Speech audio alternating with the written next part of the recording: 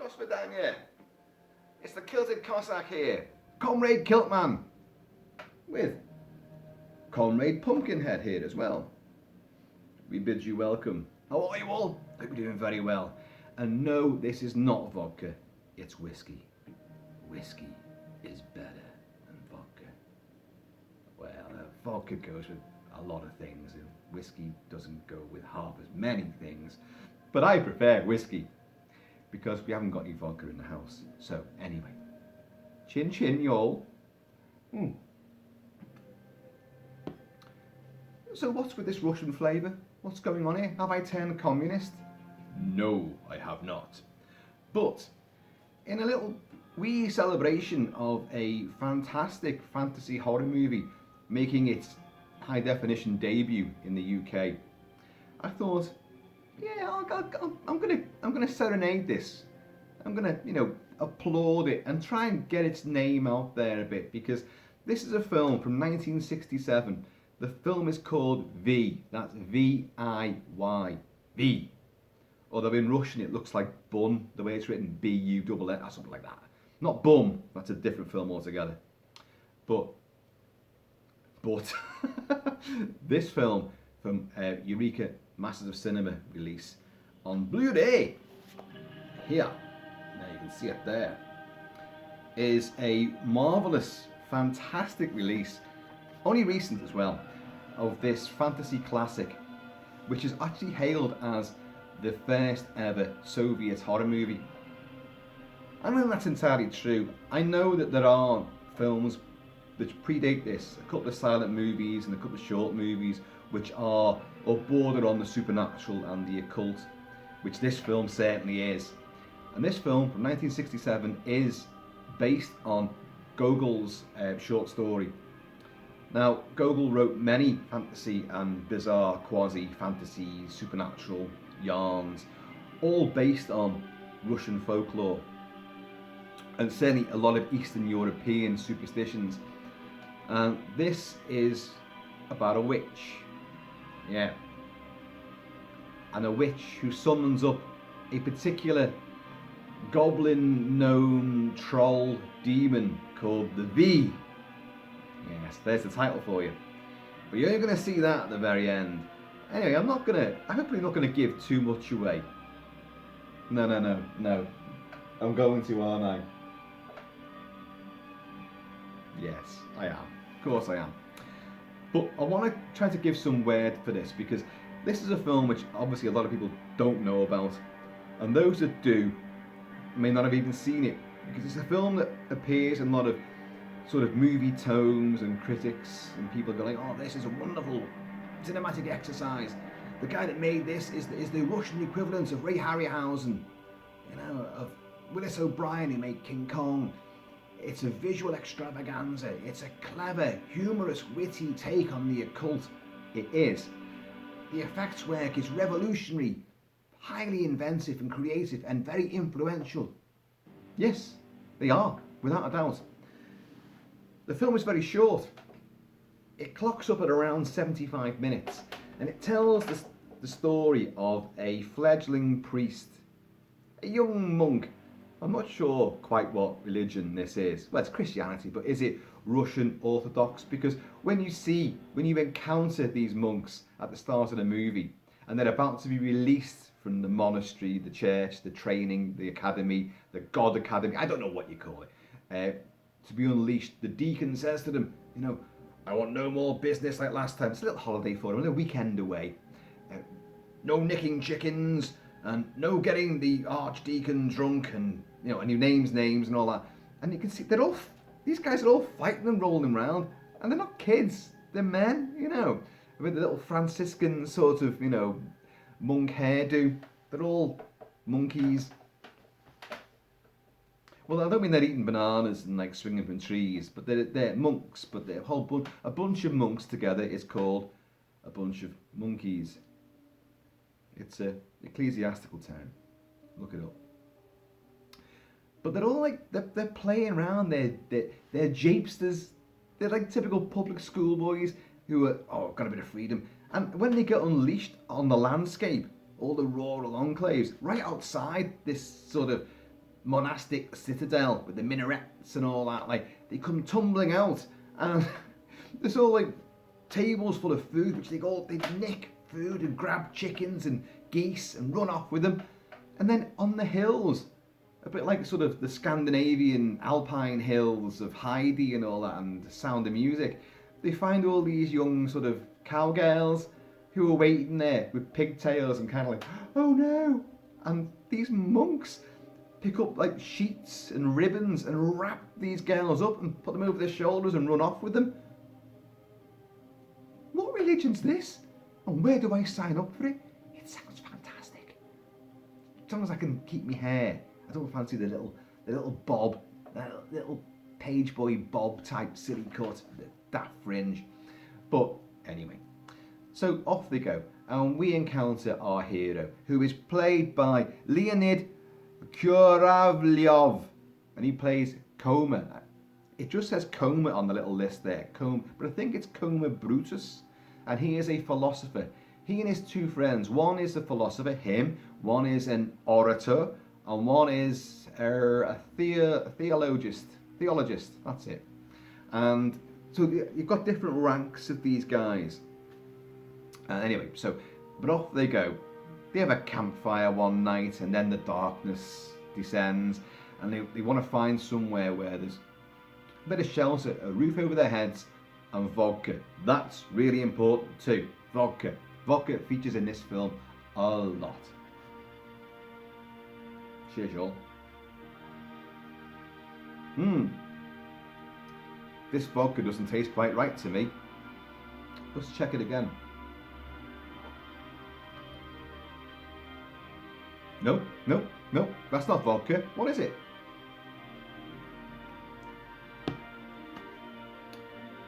Not quite sure. I'll have to return to that very soon. But, so, they find a farmstead presided over by an old crone, a really wizened old crone, big hook nose. Ooh, she's very strange. There's no more room here, she says, in subtitles. It's a Russian film, don't forget. Although there is an English dub on this Eureka version, which apparently is very good. I've not heard that English dub. I've only watched it with the subtitles, the original soundtrack. But so there's no more room here. But a good Christian woman wouldn't, forlorn us to the night. Please let us in. So she lets him in, and he goes, but yeah, you've got to sleep separately. You in the attic, you in the house, you in the barn. And it's Coma that she comes to, this wizened old crone, who begins a very strange seduction scene for him. And it is unsettling, this old witch who's coming for him. But she puts a spell on him.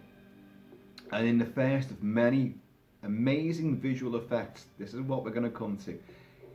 She makes him bend over, and she rides on his back. She makes him run across the fields, and his feet will take off from the land. She has a broomstick with her. Not that she uses it, just doesn't need to ride the broomstick. She's riding him. And they go into the sky, and they fly with the sky. And she's cackling, and he's like praying to God, no, don't let this happen to me, what's going on? And they crash land, whereupon he beats her half to death with the broom, at which point she turns into a very beautiful young woman. Coma, no, and he runs off, and he runs all the way back to the monastery, or the church, or whatever the hell it is, I don't know, the big god place. Runs back there and tries to forget about it all. But the next morning, the deacon says to him, no, we have some visitors, and there's a mission for you. A young lady is dying in a village up north. You are to travel with these men, and you are to take her final words. She's asked for you. Huh? You're going. No, you're going. So off he goes. And he encounters these strange travelling companions who are, I don't know if they're like ex-Cossacks but they're complete inebriates. They stop off wherever they can. Vodka.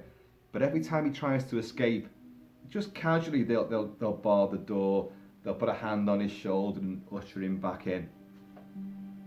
When he gets to the village, he is told by the father and everybody else pretty much that the young lady has actually died before he got there.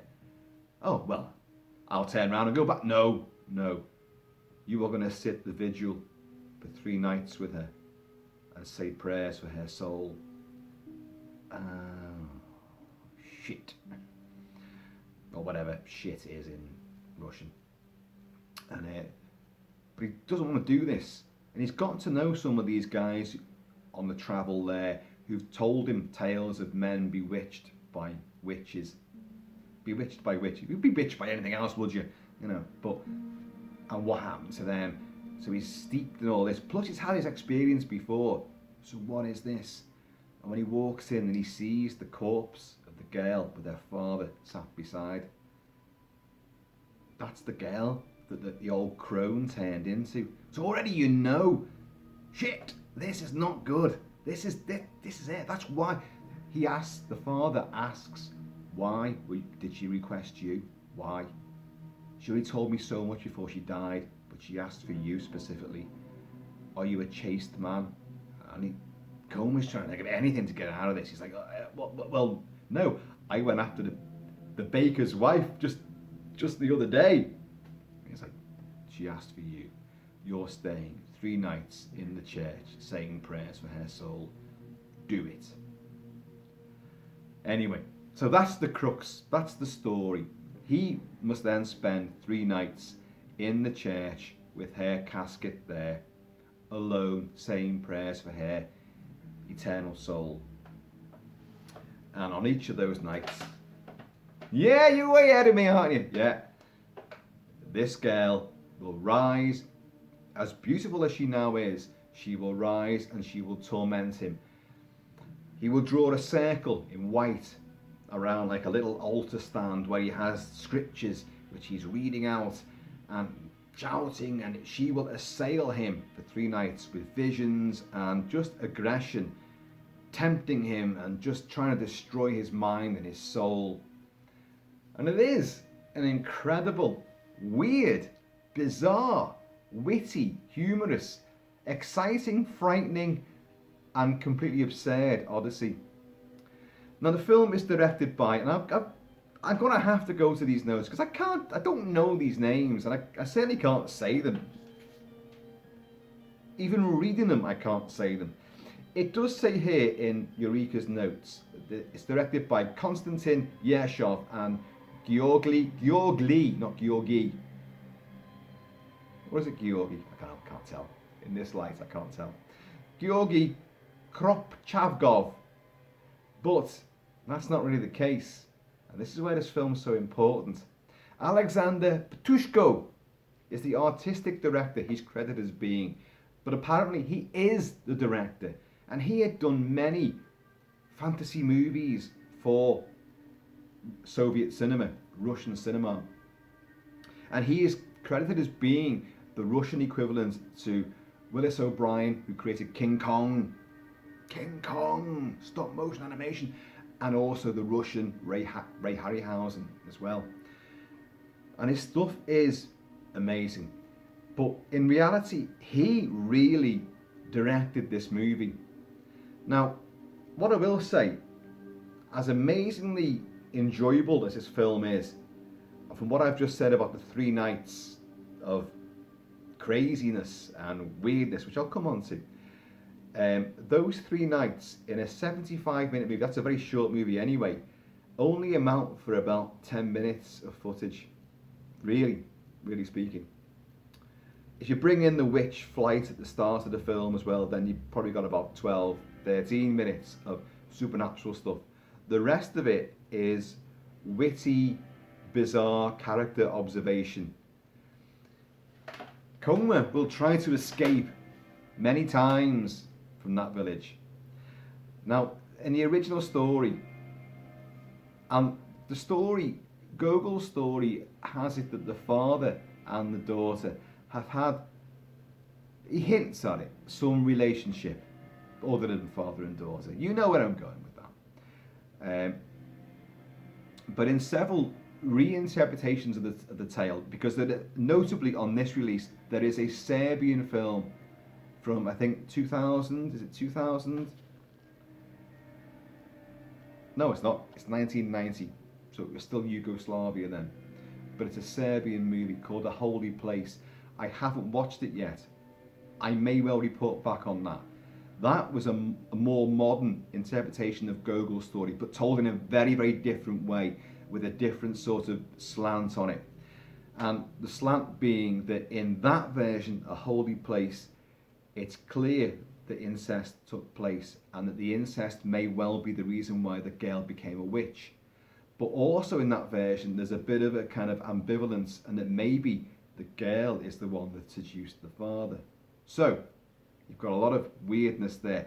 I will, let's just shelve that one for now, because that came later and that's a different story, but it's probably worth looking at. And I do want to watch that film. That's apparently more extreme. Well, maybe you'd expect that really, in a country which was about to be completely torn apart and have genocide and atrocity visited upon it.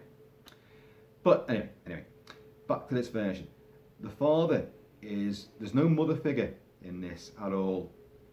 The father is like, look, initially, why has she brought you? Why did she summon you to Coma? And he's like, I don't know why. But he clearly knows. He's recognised that that's the girl that the old crone became. So I'm cursed. I'm fated to be here and defend her soul. But the father's like, why you? And in the ensuing days, because he just goes through a night and then the cock crows and then he's safe, or whatever manifestations he's seen have vanished, and he comes out and he'll just spend the day A, trying to escape, then B, being thwarted at every turn and drinking lots and lots of vodka and eating borscht and just, hey, and then getting flung back in to the church and the doors get shut on him for another night of hell with this witch queen. But after the second night, he pledges, I'm not doing this again. No, you've got to. His companions, who are also his escorts and guards, and possibly executioners too, as we will find out. No, what? I'll go and see the master again, the master of the town, the father. And he says to him, I can't do this. She's a witch. She's in league with the devil. I can't do this. You will do this. You will. And if you do it, you'll be rewarded with 1,000 gold coins. If you don't do it, you'll be rewarded with 1,000 lashes. And my men are highly trained in the art of whipping people. Because what I do is they whip for a certain amount of time, then we give them vodka, and then they whip some more. And Gogol's original story, the father was a nasty figure. He was an antagonistic swine, a villain, a bully. In the subsequent remake of Holy Place, he's even worse. He's incestuous, and he's a far worse character. In this, he doesn't appear that bad. He's just a grieving father until he issues that ultimatum, like, you're not going anywhere. You're staying here to issue the prayers to save her soul every night. Otherwise, basically, I'm going to have you really severely done in. Right. Now, the film is also full of kind of quirky, bizarre, I'm going to have to say it, foreign comedy. A lot of the comedy and the timing of the comedic events are a little bit different from what you expect from Western comedy. There's bawdiness, there's slapstick, there's a great naturalistic sense of acting. Particularly, what's his name again? Leonid Kuravyalov, who plays Coma, is genius. His performance could come from any modern day TV, indie, movie, comedy. He has got a timeless quality of performance which is just brilliant to watch and comprehend. He is great. He's a three-dimensional character. You don't know what he's thinking all the time, although fear plays heavily. But during the daylight hours, his escapes are thwarted. Vodka, this is just a nightmare. But he will begin to just spout off complete and utter Bolshevik bullshit. I don't know. I'll celebrate Bolshevik bullshit there with returning to the bottle. I never left the bottle. I never will leave the bottle. Bolsheviks or not. But this film is also heralded as being a complete revolution in special effects, especially for Russian cinema. We have forced perspective, we have bizarre people in makeup, dancers, mime artists who appear out of the walls, visual sleight of hand. The walls of the church are so brilliantly constructed with depth and perception to them that people seem to crawl out. Well, they do crawl out of the woodwork, literally. But it's forced perspective. We have huge hands that come out of the ground and surround our hero in his white circle, his godly circle of protection. In the background, they're huge fake hands grasping around him, but in the foreground, they are real actors' hands. Again, forced perspective. The aerial flights are great. Him trying to run away from the village through a forest. He runs and then he's running backwards through the forest and running again and running backwards. And after a minute or so, you're thinking, well, what have they done there? Have they reversed that? How have they done that? And it's genius. The witch, by the way, Patushko, her name is Natalia Varley in the young incarnation of it, Natalia Varley. And she's beautiful, and it's purely in the Barbara Steele style. The long raven hair, the staring eyes. Also, again, a lot of Japanese horror equates to this. And this film also does lend from Shindo's work with Onibaba and the likes of Kwaidan and all that. So you've got quite a strong visual lineage of other international movies and foreign movies and horror mindset and visual invention, as well as the Harryhausen style stop motion, because you've got stop motion effects in it too. You have a rickety skeleton walking across the church. You have a skeletal sort of Cerberus, a seven-headed ghoul thing, just spines and rictus sort of skulls coming at him, and then all these things coming out of the walls. The witch, the beautiful witch, summons. I summon vampires. I summon werewolves. She says that a couple of times. Apparently, what she's saying, the translation is not correct. What she's actually saying, she's saying something else, and she's summoning what is the Russian and Serbian equivalent of vampires. And the word vampire, by the way, it comes from Serbia. The ancient Serbian word vampire, and the vampire is not like what Bram Stoker wrote, or Sheridan Le Fanu with Camilla, the decadent, noble, aristocratic vampire, the sucking blood vampire, but also quite refined and elegant. No. The Serbian and the Russian folkloric vampire is a ghoul, and they will eat flesh as well as blood. They are ravenous and they're hideous. So, also the Russian equivalent, the Verdulak, which this film is also partly inspired by the likes of Mario Bava. But Mario Bava, who did Mask of Satan with Barbara Steele, who this girl, Natalia Varley, who looks just like, with her long raven hair and her staring eyes from the coffin, and taunting and tempting our poor Coma, our monk, our beleaguered monk.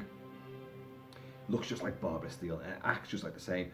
But Mario Bava made Mask of Satan, also known as Black Sunday, several years before, with Barbara Steele playing this cursed witch who's been sacrificed, who comes back from the grave to put curses on the villagers and the people that destroyed her initially, and to bring her lost love back as well. But that was Mario Bava's Italian interpretation of Gogol's original story. So you see what I mean? Gogol was the one that set all this in motion. Bava would also do Black Sabbath, which was a 3-part story, a portmanteau, but the classic tale with Boris Karloff, the Verdulac, which is the Russian slash Serbian version of the vampire or vampire, where it will come back from the grave cursed, and it will seek out those that loved it and those that it loved. So it actually persecutes like family or loved ones. So that's the whole thing. This supernatural folkloric content is hugely prevalent in this movie, V. So this witch, in great visual effects, and I mean great visual effects, where you actually do go and you look at the screen and you're thinking, how have they done that? I know that's a real person, that's not CGI, that's not animation. How did they do that? The forced perspective then coming out of the woodwork is incredible. These grey-clad gargoyles. She summons vampires and werewolves, but you don't see any werewolves. And the vampires, from the literal translation, is the Russian Serbian version. They're not fanged, they are just ghouls. That's what she's summoning. And you see these hideous creatures, just bizarre, who all form a circle around him. His circle of white. In the previous night, her coffin has floated around this in great sequences, truly floating. Like, you can't see the strings, and it will bang against an invisible wall, his holy wall of protection. The coffin bangs against that. She will beat against it. She will try to get through, and it's brilliant. It's brilliantly done, albeit too brief. These nighttime sequences don't add up to a great deal of the film time, an already short film time, but they are extraordinarily effective. And if the testament is that it leaves you wanting more, and leaves you like, that was great, just give me more of that, that's got to work. That's a tease. That's brilliance, and it does work. You do want more. Sometimes maybe the film, if what's his name again, Patushko, the real director, the artistic director, but so all the visual effects are his, all the styling is his, everything that you see of all the best sequences are his. There's a great sequence of the flying around with the witch, the old crone is back, and it's a 3-dimensional revolving set which he's flying past, so all the trees and the bushes and the shrubberies are just spinning round. Now you can tell what it is, but it doesn't detract from what you're seeing. You're still completely sold on this. Of course, at the end of the 3rd night, the witch, because she can't get into him, and all these demons have been summoned, they're all around and everywhere, and it's like, oh my god, and he's trying to deliver the scriptures and his rhetoric to try and defend her soul and fight off. The idea is, don't fall for it, don't be afraid. And he keeps saying when he's, I would say when he's sober, but he's never sober. When he's in the daytime, he's like, a Cossack's never afraid. But then he goes in there, even fortified with tons of whiskey, and he's still fucking terrified. And so because he can't get in there, she summons V. And V is the big demon who has eyelids that droop down. V looks just like one of the stone creations in Mario Bava's Hercules in the Haunted World. It's not a great effect, but it's in keeping with sort of puppetry, stop motion, and just bizarre, inventive, theatrical, insanity, rather than a great special effect. It just, you know what it is. And this thing comes in, like, it says, can you raise my eyelids? I can't see him. So his minions raise his big stone eyelids like that, and he looks at him, and it's basically that there. Can you see that thing? A hulking brute.